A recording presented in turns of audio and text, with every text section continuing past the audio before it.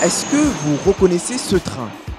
Siège marron et orange, moquette, voiture-bar, restauration servie à la place en première classe, mais aussi lampe de lecture au-dessus de son siège, store ajouré et cendrier, car oui, à l'époque, on pouvait encore fumer dans les trains.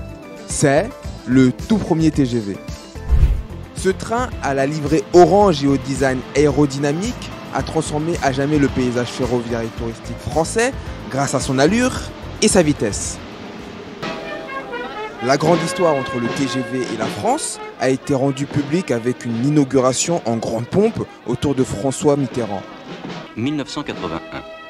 Inauguration à la mesure de l'événement. C'est le président de la République qui ouvre la voie au nouveau TGV. C'est en 1982 que le premier TGV est lancé avec le trajet Paris-Lyon.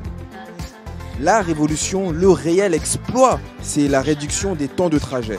Par exemple, un Paris-Marseille passe de 6h40 à 4h45 et un Paris-Lyon de 3h45 à environ 2h. L'été et les vacances de l'année 1982 sont marqués par les affluences de masse autour de ce transport devenu très vite populaire. Dans le train, silence et rapidité sont au rendez-vous. Les voyageurs s'extasient, photographient le TGV sous toutes ses coutures, imaginent même ressentir les effets de cette vitesse inconnue jusque-là. À l'intérieur, il est possible de manger et de boire et pour ça, la SNCF met à disposition dans chaque train au moins une voiture-bar. Comme dans les avions, les hôtesses déambulent à travers les rangées de passagers avec un chariot de nourriture et de boissons. La disposition de certains sièges en formation carrée avec une table au milieu permet de créer un climat amical et familial comme à la maison. Les enfants peuvent discuter et jouer, tandis que les parents lisent leurs journaux. Les Français s'attachent vite au TGV. Entre les services offerts, le temps réduit des voyages et le confort à bord, il est clair que le rapport qualité-prix est à l'avantage des usagers. Ils peuvent même réserver eux-mêmes leurs billets grâce aux nouvelles bornes de réservation rapide dans les gares.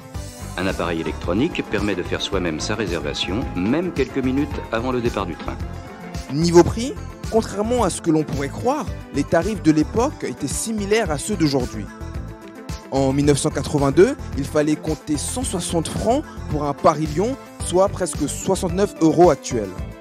Avec un temps de parcours réduit, un départ et une arrivée en plein centre-ville, le TGV se pose très vite en concurrent féroce aux autres moyens de locomotion. Aujourd'hui, le train reste le deuxième transport privilégié des Français devant l'avion, mais loin derrière la voiture.